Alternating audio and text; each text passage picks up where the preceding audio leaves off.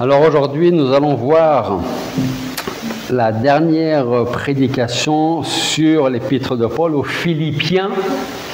Et avant de voir ensemble ce dernier passage, cette dernière partie, je voudrais savoir si, pour certaines personnes, parce qu'est-ce que ça vous a apporté cette étude, le temps qu'on a passé avec celle-ci, c'est la 16e prédication des 4 chapitres de Philippiens.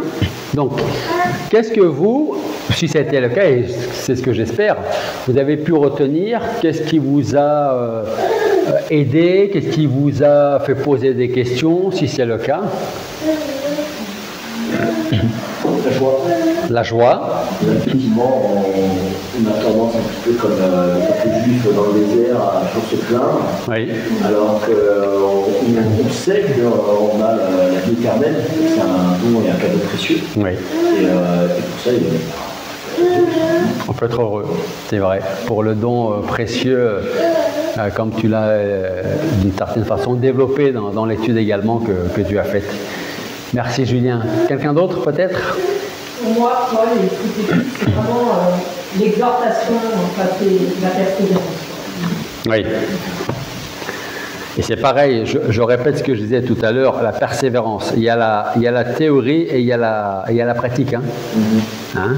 On est, dans la théorie, on est tous prêts à persévérer, hein? Parce qu'on sait que c'est ce que le Seigneur nous demande de faire. Après, il y a la pratique à côté qui parfois nous empêche ou va faire que on est peut-être un petit peu moins persévérant. Okay. Merci. Quelqu'un d'autre peut-être? Et Dieu nous relève. Même si des fois on n'est pas toujours persévérant, oui. Dieu nous relève. Et Dieu nous relève. Et heureusement que Dieu est là pour nous relever quand on est en bas. C'est vrai, parce que si on devait se relever par nous-mêmes, ça risquerait de prendre beaucoup de temps. Alors aujourd'hui, on va lire ensemble, je vous invite à ouvrir vos Bibles en Philippiens chapitre 4, donc le dernier chapitre. Et on va prendre à partir du verset 10 jusqu'au verset, jusqu'à la fin, jusqu'au verset 23.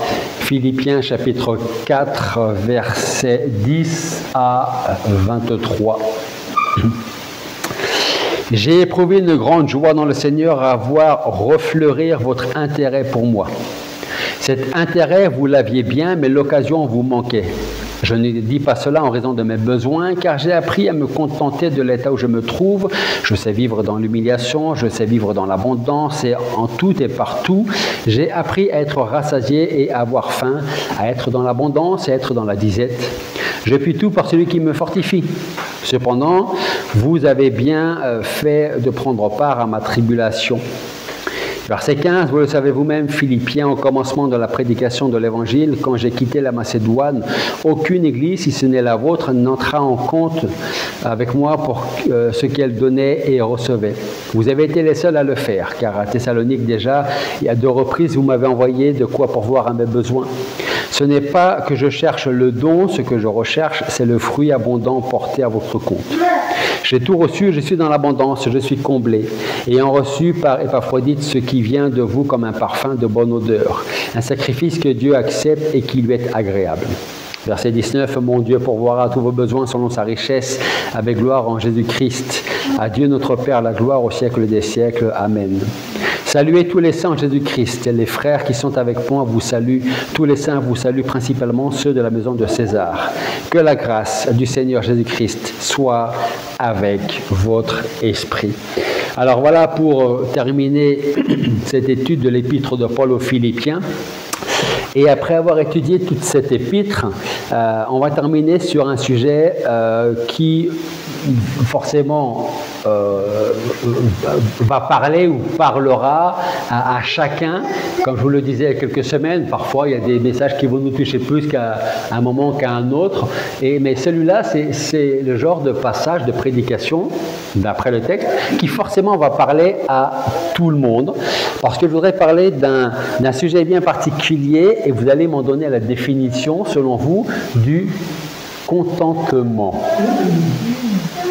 Alors pour ceux qui ne l'ont pas entendu, ça fait c'est quoi le contentement? Avant, je vais vous poser une question, mais je ne veux pas avoir de bras levés, sauf si vraiment vous avez envie de lever le bras. Mais c'est pour vous que vous puissiez répondre pour vous-même. Est-ce que vous êtes content avec ce que vous avez ou avec ce que vous n'avez pas? Chacun peut répondre pour lui-même à cette question. Est-ce que maintenant quelqu'un voudrait me donner, selon sa pensée, selon son idée, ce qu'est le contentement? Se satisfaire de ce que Dieu nous donne. Alors, on peut enlever cette définition de la sphère biblique et chrétienne. Hein. Le contentement, en règle générale, la définition du dictionnaire, elle donnerait quoi? Alors, il y a 3 personnes qui en parlent en même temps. Satisfaire de ce qu'on a. Être satisfait de ce que nous avons. Ok. C'est pas une émotion, c'est un sentiment. C'est pas une émotion, c'est un sentiment. Donc c'est quand même quelque chose de profond. D'accord. Ok. Moi j'ai dit la même chose que Julien, il a dit satisfaction. Satisfaction. Ok. C'est intéressant cette prédication, ce thème aujourd'hui qui est le dernier pour Philippiens, parce qu'aujourd'hui, si vous regardez un petit peu la télévision, pas les infos, mais un petit peu les publicités, parce que des fois il y a des publicités qui passent dans une émission ou autre, et c'est intéressant et en même temps c'est triste, certaines publicités. Pourquoi ? Première question de ma prédication. Comment puis-je trouver le contentement dans un monde où l'on dépense des millions pour me prouver que si je ne possède pas le dernier objet à la mode ou le tout nouveau produit, je ne serai jamais heureux? Il y a des publicités qui sont tellement bien faites qu'ils vont réussir à vous vendre des choses dont vous n'avez pas besoin. Ok ? Alors, pour une raison ou pour une autre, vous allez l'acheter. Vous allez céder à la tentation et allez, tant pis, je me l'achète. Ok. Beaucoup de publicistes, ça se dit, publicitaires, voilà. Enfin, beaucoup sont très forts pour vendre un produit en vous faisant croire que vous avez absolument besoin de ce produit pour passer une bonne journée ou avoir une meilleure vie, alors qu'en réalité, vous n'en avez pas besoin. Et quand je dis vous, c'est moi également. Autre question. Vous allez me donner la réponse. Quelle est la différence entre un thermostat et un thermomètre? Quelle est la différence entre un thermostat et un thermomètre?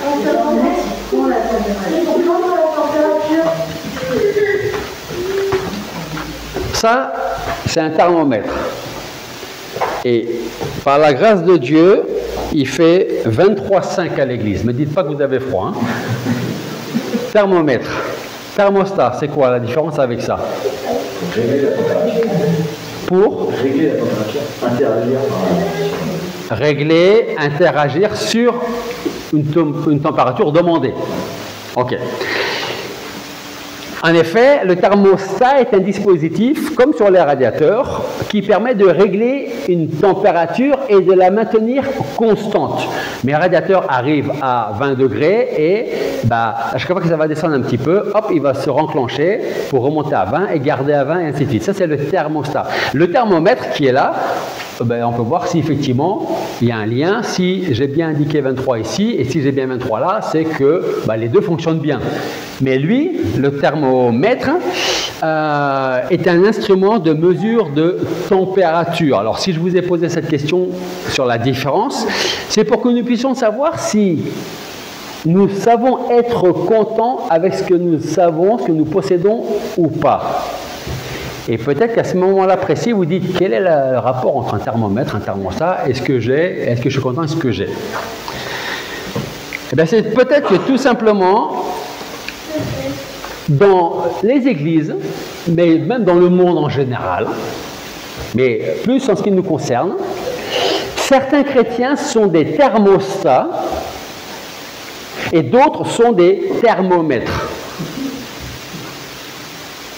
Est-ce que vous êtes un thermostat ou est-ce que vous êtes un thermomètre? Parce que le thermomètre ne change rien à son environnement. C'est pas lui qui va me dire à combien je dois chauffer ou à combien chauffe les radiateurs, ou plutôt ça c'est juste pour lire la température. Ça va rien changer à tout le reste. Okay? Par contre, vous avez déjà réalisé que parfois où on a une panne ou un oubli de radiateur un hiver, et quand vous êtes arrivé, vous vous êtes dit personne n'a pensé au chauffage. Et là, on pense tout de suite à l'environnement et on s'est dit, on espère que le culte ne va pas durer très longtemps parce qu'il fait très froid dans cette église ce matin. Donc, certains chrétiens sont des thermostats, d'autres sont des thermomètres. Le thermomètre ne change rien à son environnement, il ne fait qu'indiquer la température qu'il fait dans une pièce ou à l'extérieur.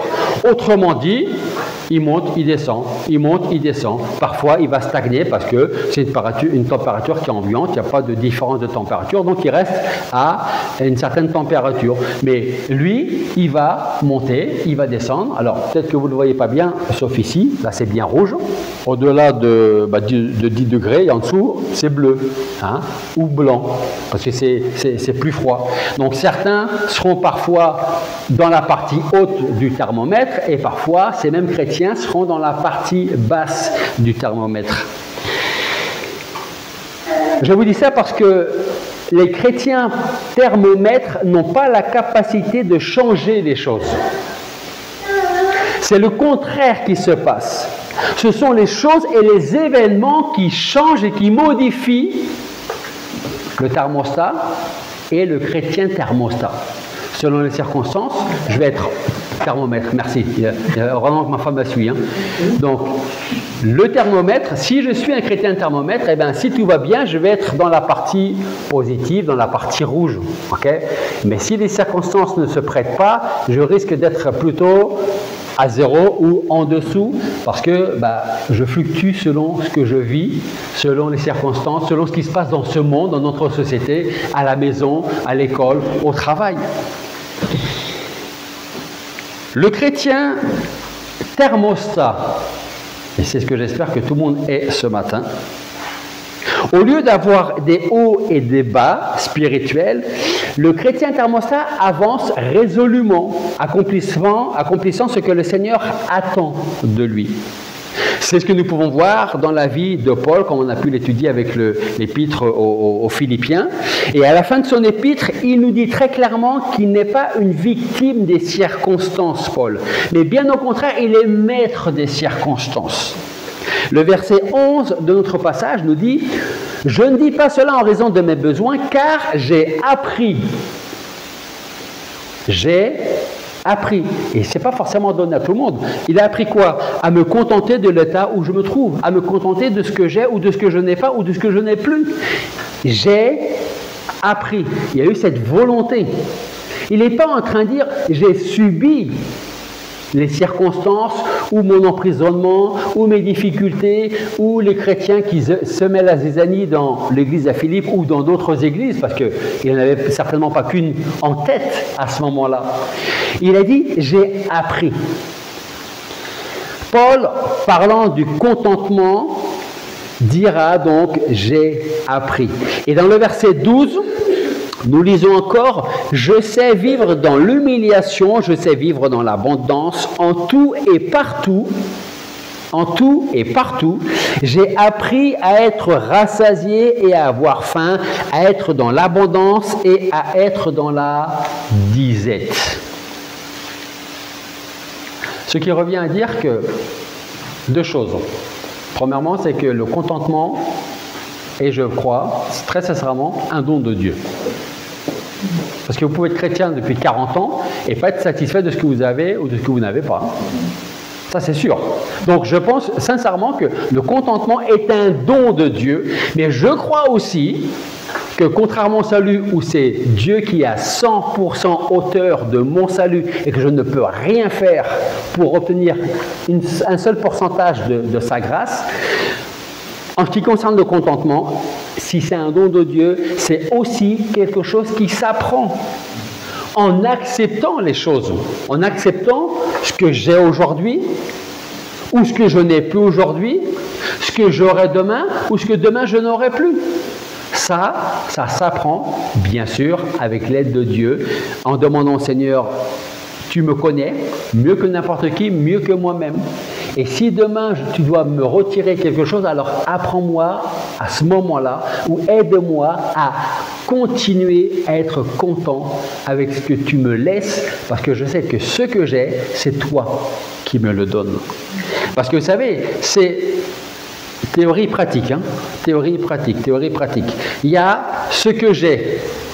Et si demain, il y a quelque chose que j'ai que je ne possède plus demain, je risque d'être attristé, mécontent, si dans mon esprit, je me dis, je me suis cassé le dos toute ma vie pour avoir ça, j'ai travaillé pendant très longtemps pour avoir ça, et je ne l'ai plus aujourd'hui. Ce sera beaucoup plus compliqué de perdre une chose que de se dire, c'est Dieu qui me l'a donné. Il m'a donné la santé pour pouvoir travailler, pour pouvoir acquérir ce que j'ai, mais c'est grâce à Dieu. Et si Dieu me l'a donné et que demain il me l'enlève, je dirais, comme Job, que le nom de Dieu soit loué, glorifié, honoré. Si je pense que tout ce que j'ai, c'est grâce à moi, à ma famille, même d'ailleurs à l'église, grâce à qui on a ce bâtiment ? Si j'étais orgueilleux, je dirais à moi, parce que j'ai choisi le bon terrain, et vraiment j'ai travaillé pendant 20 ans dans le bâtiment pour que ça nous coûte moins cher. Mais je serais complètement stupide de dire ça, mais c'est grâce à Dieu. Et Dieu a donné des hommes, je ne vais pas rentrer dans l'histoire de quand on a coulé la chape ici, hein, mais je vais les raconter quand même. Il y a presque 90 mètres carrés ici. Et je me suis dit, dans les gens qui étaient là dans les travaux, je me suis dit, on va être, je crois qu'on était prévu pour être 3 hommes, peut-être 4, pour 90 mètres carrés. Et le ciment, la toupie est arrivée et elle a déchargé tout le ciment derrière la baie vitrée là. Tout était posé par terre là. Et moi je me suis dit, eh bien il va falloir trimer les jeunes, parce qu'il va falloir prendre la pelle, la pioche. Pas la pioche, la pelle, la brouette, les pioches, et puis tout étalé en espérant que ça ne durcisse pas avant qu'on arrive à la fin de la salle. Et là, je vois Paul, le mari de Wynne, qui ne détestait pas l'Église, mais Paul et Église, c'était incompatible, pour résumer. Sauf que je le vois arriver avec 4 ou 5 bonhommes. Et là, je me dis, Seigneur, et on a tout étalé. C'est juste pour dire que si je réalise et je prends pleinement conscience que ce que j'ai, que je n'ai plus, que j'aurai demain, me vient de Dieu, le jour où je n'ai plus quelque chose, ce sera moins compliqué que si je me dis, c'est grâce à moi que j'ai tout ça.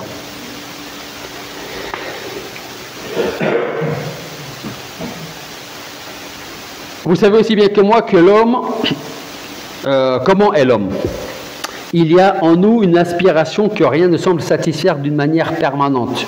Nous pensons que si nous pouvions posséder telle ou telle chose, alors notre vie serait peut-être un petit peu meilleure. Moi, je connais des gens, même au travail, qui achètent des choses, alors je ne veux pas faire de publicité, mais on entend parler un petit peu aux infos, sur AliExpress, sur Temu, parce que c'est pas très cher, ok ? Et puis ils cliquent, et puis ils ont chez eux des tas de choses comme si ça allait les rendre plus heureux. Alors peut-être que ça les rend plus heureux, remarquez, je ne sais pas, Mais c'est pour dire qu'il y a des gens qui vont chercher, et je rejoins un petit peu l'étude que Julien a apportée dans son exemple où il disait j'ai cherché Dieu partout sauf là où je devais le chercher, en fait. Et des gens comme ça qui cliquent pour acheter des choses, eh bien, je ne sais pas, peut-être qu'ils se disent je ne vais pas manquer, ça va me servir à rien, mais c'est tellement pas cher qu'en fin de compte, ça peut me servir un jour. Voilà. Et on tombe un petit peu dans ce cercle vicieux où on se dit si je n'ai pas ça, eh ben, ça va me manquer à un moment donné dans ma vie. Alors, que nous dit Paul? Paul nous dit, j'ai appris à être content de l'état où je me trouve. Je sais vivre dans l'humiliation, je sais vivre dans l'abondance. En tout et partout, j'ai appris à être rassasié, à avoir faim, à être dans l'abondance, à être dans la disette. En fait, il est passé par toutes les étapes de la vie, Paul. Je puis tout par celui qui me fortifie. Et au verset donc 18, Paul dit encore, j'ai tout reçu. Il n'a pas dit j'ai tout gagné, j'ai tout atteint. Il dit j'ai tout reçu. Ce qui veut dire que quelqu'un lui a donné. Et en ce qui nous concerne, tout ce que nous possédons, c'est Dieu qui nous l'a donné. Vous pourrez, si vous prenez des notes ou à l'occasion, vous regarderez 1 Corinthiens chapitre 4, verset 7. Qu'est-ce que tu as qui ne t'a pas été donné, Et si tout ce que tu as t'a été donné de la part de Dieu, ne t'en glorifie pas comme si tout venait de toi-même. Alors pour bien comprendre ce qu'est réellement le contentement, je dirais que c'est la même chose que le repos intérieur. Parce que si je sais être satisfait et content avec ce que j'ai, ce que je n'ai pas ou ce que je n'ai plus, eh bien je vais avoir une paix. Parce que si je ne suis pas content, si je suis mécontent avec ce que j'ai ou je n'ai pas ou je n'ai plus, eh bien forcément c'est difficile de dissocier ça. Si j'estime que je n'ai pas ou plus quelque chose, eh bien, je n'aurai pas cette paix qui me dit, Seigneur, tu me l'as donné, tu me l'as enlevé, que ton nom soit glorifié. Et donc, je vais perdre, d'une certaine façon, consciemment ou inconsciemment, cette paix. Et ce qui est intéressant, c'est que Paul n'avait pas besoin d'être... alors, j'ai utilisé un terme, j'ai essayé de trouver un synonyme, mais je n'ai pas trouvé un. N'avait pas besoin d'être bichonné pour être content. Son bonheur, ou si vous préférez, son contentement, il le trouvait dans les ressources qu'il puisait en Christ. Je puis tout par celui qui me fortifie. Donc, je reviens à ce que je disais. Pour bien comprendre ce qu'est réellement le contentement, je dirais que c'est la même chose que le repos intérieur. Ce repos en question, nous le trouvons dans le psaume 62, versets 2 et 3, et aussi au verset 6 et 8. Alors si vous prenez des notes, c'est le psaume 62, versets 2 et 3, et versets 6 à 8, qui nous dit « Oui, c'est vers Dieu que mon âme se tourne en silence. De lui vient mon salut. Oui, c'est lui mon rocher et mon salut. Ma forteresse, je ne chancellerai pas. » Versets 6, 7 et 8. « Oui, mon âme fait silence devant Dieu, car de lui vient mon espérance. Oui, c'est lui mon rocher et mon salut. Ma forteresse, je ne chancellerai pas. Sur Dieu repose mon salut et ma gloire. Le rocher de ma force, mon refuge est en Dieu. » Et j'ai presque envie de dire, mon contentement, il est en Dieu. Ou mon contentement devrait être en Dieu. Devrait être, parce que est-ce que mon contentement, est-ce que ton contentement aujourd'hui est d'être en Dieu et que ton nom soit inscrit dans le livre de la vie? Vous savez, je préfère être le plus malheureux de tous les hommes, mais que mon nom soit inscrit sur le livre de la vie. Parce que vu ce qui m'attend là-haut, je serai le plus riche des hommes. Et je préfère être le plus pauvre ici, mais le plus riche là-haut. Parce qu'en fait, le contentement, on le trouve lorsque nos regards sont tournés justement vers là-haut. Une petite anecdote. On raconte l'histoire, je ne sais pas si c'est une histoire, j'ai pas mal de trucs avec des petites anecdotes, je ne sais pas si toutes sont vraies, mais en tout cas, l'illustration est intéressante. C'est un riche industriel qui est agacé de voir un chrétien assis paresseusement à côté de son bateau. Donc il y a un riche industriel et puis un chrétien qui, pour le riche, c'est un feignant en fait. Okay. Donc, petite discussion entre eux deux. Pourquoi est-ce que vous n'allez pas pêcher? Le chrétien dit, parce que j'ai attrapé assez de poissons pour aujourd'hui. Et pourquoi est-ce que vous n'attrapez pas plus de poissons? plus que ce qu'il vous en faut. Qu'est-ce que je ferais avec? Eh bien, vous pourriez gagner plus d'argent, acheter un meilleur bateau, et vous pourriez aller en eau plus profonde et attraper encore plus de poissons. Vous pourriez acheter un filet en nylon, attraper même encore plus de poissons et gagner plus d'argent. Et bientôt, vous auriez une flotte de bateaux et serez aussi riche que moi. Et le chrétien qui dit, et après, qu'est-ce que je ferai? Il répond, ben, vous pourriez vous asseoir et profiter de la vie. Et le pécheur lui répond, et qu'est-ce que vous croyez que je suis en train de faire en ce moment? C'est ça le contentement. Qu'elle soit vrai ou pas vrai, peu importe. J'en ai, mais j'en veux toujours un petit peu plus. Et quand j'ai ce un petit peu plus, eh bien, je vais encore prendre un petit peu et un peu, parce que je ne serai jamais assez satisfait de ce que j'ai. Le contentement se trouve lorsque l'on choisit de mettre notre confiance en Dieu. C'est après avoir regardé vers Dieu que l'âme se confie en lui. C'est après avoir regardé vers Dieu que l'on considère qu'il est la source du vrai contentement et donc du vrai bonheur et donc du vrai repos. Et alors les choses d'ici-bas vont perdre de leur attirance. On trouve le contentement quand on a trouvé les vraies valeurs. Quand nous avons choisi les valeurs selon Dieu et pas selon le monde. Tu as besoin de ce produit, achète-le. Alors nous avons trouvé le contentement. Ce qui compte, ce sont les valeurs selon Dieu, pas les valeurs selon moi. Le contentement véritable, nous le trouvons en connaissant Dieu. Plus nous le connaissons, plus notre cœur se remplit de joie et de reconnaissance. Ce contentement n'est pas éphémère, il règne en permanence en nous parce qu'il repose sur une confiance véritable et profonde. Je sais qui me donne ce dont j'ai besoin. Et si demain il me l'enlève, c'est parce que je n'ai plus besoin pour demain. Et peut-être qu'il me le redonnera après-demain. Ou plus jamais. Le contentement véritable, nous le trouvons en connaissant donc Dieu. Nous savons que Dieu gouverne toutes choses, que rien n'échappe à sa volonté, pas même la chute d'un oiseau, d'un moineau, pas même s'il m'en reste plus beaucoup, un seul de mes cheveux ne peut tomber sans que ce soit dans la volonté de Dieu. Mais nous savons aussi que Dieu nous aime et qu'il fait concourir tout à notre bien. Voilà ce qu'est le contentement. Une paix durable, une confiance inébranlable en celui qui veille sur nous. Alors sommes-nous contents de ce que Dieu nous a donné aujourd'hui? Sommes-nous contents avec ce que Dieu nous a enlevé hier ou ce qu'il va nous enlever aujourd'hui?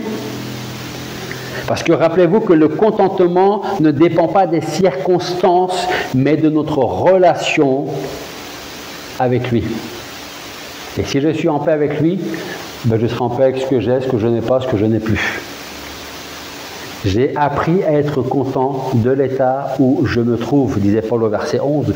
Le verbe apprendre ici signifie acquérir la pratique de quelque chose. Et vous vous doutez bien que Paul a dû lui aussi faire l'expérience du contentement, surtout quand on pense d'où est-ce qu'il venait. Toutes les richesses terrestres, les biens qu'il pouvait posséder. Et comme on l'a vu dans l'étude de Philippiens, tout ce qui pour moi était ma gloire, mes richesses, mes biens, tout ça pour moi, ça ne vaut plus rien. C'est zéro à côté de ce que Christ représente pour moi. Alors nous aussi, tout comme Paul, nous pouvons apprendre et vivre le contentement en mettant en pratique 3 ressources spirituelles. Ça va aller très vite, ne vous inquiétez pas. C'est d'abord la providence de Dieu. La providence de Dieu, c'est quoi?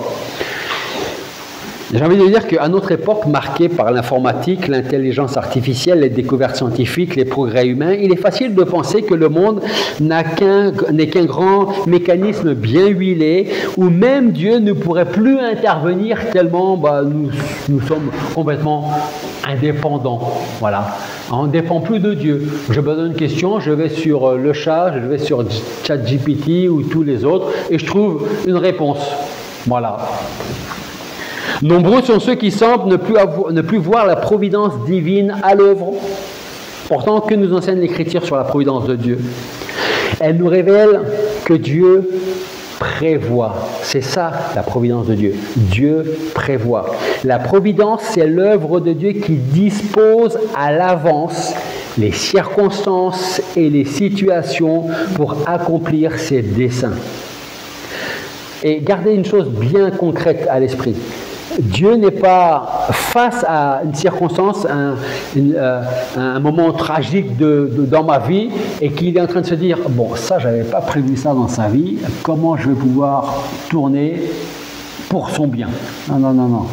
Ça, c'est peut-être un Dieu avec un petit D, mais ce n'est pas mon Dieu. Ok ? La providence elle est dans la main de Dieu qui gouverne et qui dirige toutes les affaires de la vie, y compris la mienne. Dans un monde où la technologie et la science semblent tout expliquer, la providence nous rappelle que Dieu est souverain. Il n'est pas un simple observateur de ce qui se passe ici-bas. Il est le maître de l'histoire et de l'humanité. Il agit dans les détails de notre existence pour nous conduire toujours selon sa volonté. Et croyez, pas moi, mais la parole de Dieu, la vie n'est pas une série d'incidents ou d'accidents. Notre vie, la mienne, la vôtre, la tienne, n'est pas une série d'incidents ou d'accidents. Vous savez ce qu'elle est? C'est une série de rendez-vous avec Dieu. Alors c'est vrai qu'on peut se dire, oh, alors ce rendez-vous-là, si j'aurais pu ne pas l'avoir, ça aurait été mieux. Mais que nous dit le psaume 32, verset 8 ? Je t'instruirai et je te montrerai, moi, la voie que toi, tu dois suivre. Je vais te conseiller et j'aurai le regard sur toi. Et vous savez, parfois, alors, prenez au premier degré ce que je vais vous dire. Parfois, on est plein de bonne volonté, nous les chrétiens, et on veut absolument connaître la volonté de Dieu. C'est bien, hein? Mais on veut tellement la connaître qu'on risque de mélanger la volonté de Dieu avec la mienne, ses désirs avec les miens. Combien de fois j'ai entendu dire « Ah ben Dieu me montre très clairement le chemin parce qu'il y a telle ou telle chose. » Il y a des gens qui sont partis à l'église, qui ont dû déménager. Une fois, on m'a dit je vais aller dans telle ville parce qu'il y a une église là, un peu comme la nôtre ici à Cahors, donc c'est là-bas que Dieu me veut. Sauf que de là-bas, la personne est partie là-bas. Okay? Faisons attention de ne pas tomber dans ce piège-là. Okay? C'est pour ça que je vous dis que c'est intéressant ce psaume 32,8. C'est moi, Dieu, qui vais t'instruire. C'est moi, Dieu, qui vais te montrer le chemin. C'est moi, Dieu, qui vais te conseiller. Et c'est moi, Dieu, qui aura un regard sur toi pour être sûr que tu prends le bon chemin. Ça, c'est la providence de Dieu. Puis il y a la puissance infaillible de Dieu. C'est un peu la même chose. La puissance infaillible de Dieu.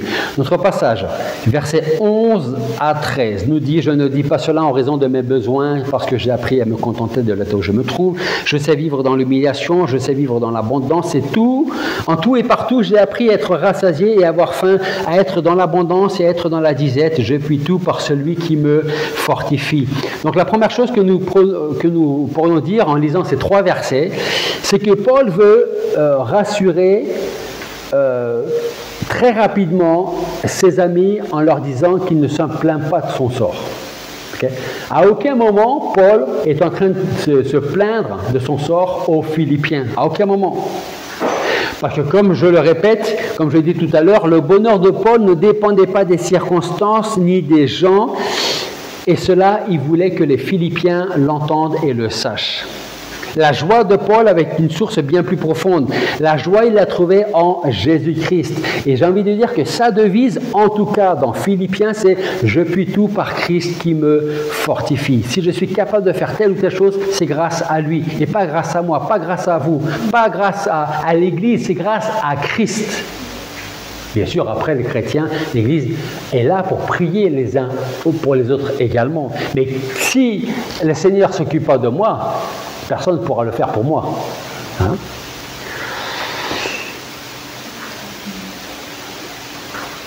Encore une chose, notre confiance en Dieu ne repose pas sur notre fidélité envers lui, parce que je n'ai pas besoin de vous dire que parfois nous allons être fidèles, parfois un peu moins, mais sur le fait que c'est lui qui est fidèle avec et envers nous. Cet autre enseignement, nous l'avons dans la parabole du cep et des sarments. Le sarment ne porte jamais de fruits par lui-même. Il tire sa force du cep. Voilà pourquoi le Seigneur dit que sans lui, nous ne pouvons rien faire.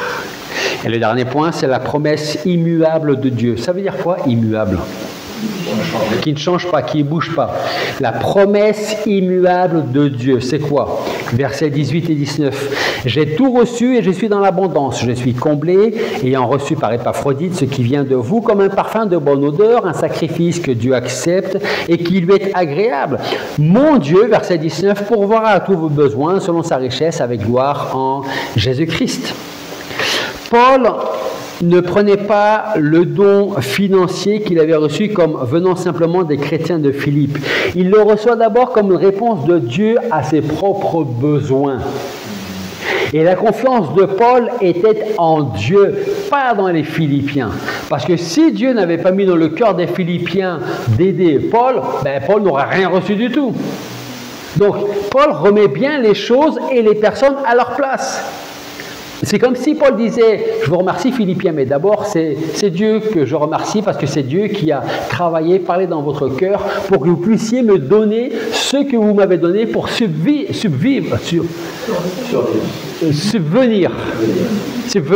à mes besoins. Donc Paul, il sait dire merci aux Philippiens, mais à qui il dit merci d'abord? À lui, à Dieu. Paul ne prenait pas donc ce don financier de la part des chrétiens, il dit d'abord merci à Dieu. La confiance de Paul était en Dieu, pas dans les Philippiens. C'est pour cela que nous pouvons voir le contraste qu'il y a avec ces deux versets, versets 18 et 19, et je conclue avec ça. Paul il dit, vous avez pourvu à mon besoin, Dieu pourvoira à vos besoins. Vous avez pourvu un besoin que j'avais, Dieu pourvoira à tous vos besoins. Alors retenons bien que lorsque nous sommes dans la volonté de Dieu et que nous vivons pour la volonté de Dieu et pour sa gloire surtout, nous recevrons toujours ce dont nous avons besoin. Retenons aussi ceci. Nous recevrons, notre contentement provient de la providence de Dieu. Et un des psaumes qui est certainement le plus connu, le plus beau, le plus lu de tous les psaumes, vous savez lequel c'est? Le psaume 23. Parce qu'il exprime pleinement, David exprime pleinement toute sa confiance dans la providence de Dieu. Je ne manquerai de rien. La Bible nous assure que Dieu est le même hier, aujourd'hui et demain. En lui, il n'y a pas l'ombre d'une variation. Ses promesses ne changent pas. Son amour pour les siens ne change pas. Croire en la providence de Dieu, c'est dire Dieu sait et Dieu voit. Il sait et il voit. Et il pourvoira en temps voulu. C'est aussi cultiver cette ferme assurance que quoi qu'il arrive, Dieu va pourvoir aux besoins de ceux qui mettent sa confiance en lui. Pas parce qu'on est fidèle, mais parce que lui est fidèle dans ses promesses qui sont immuables. Prions.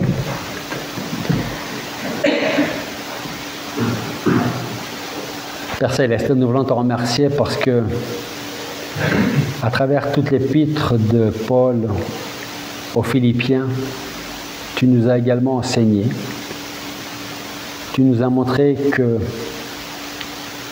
la vie du chrétien, lorsqu'elle est centrée sur toi, sur Jésus-Christ, alors c'est une vie que nous devons et que nous pouvons vivre dans la joie, dans la ferme assurance que c'est toi qui tiens dans tes mains toutes choses. Merci parce que tu es ce Dieu qui nous donne cette paix intérieure. Merci parce que tu es ce Dieu souverain qui donne, qui reprend ou qui ne donne pas du tout, et toujours pour notre bien. Alors nous voulons te remercier parce que c'est toi qui conduis nos pas, c'est toi qui diriges nos vies. Aide-nous à nous humilier devant toi et à reconnaître qui tu es et ce que nous sommes. C'est toi le Créateur et nous les créatures. Alors aide-nous à vraiment te glorifier pour cela, à te dire merci pour tes dons, pour tes bénédictions, pour ton salut en Jésus-Christ. Et c'est en son nom que nous te prions. Amen.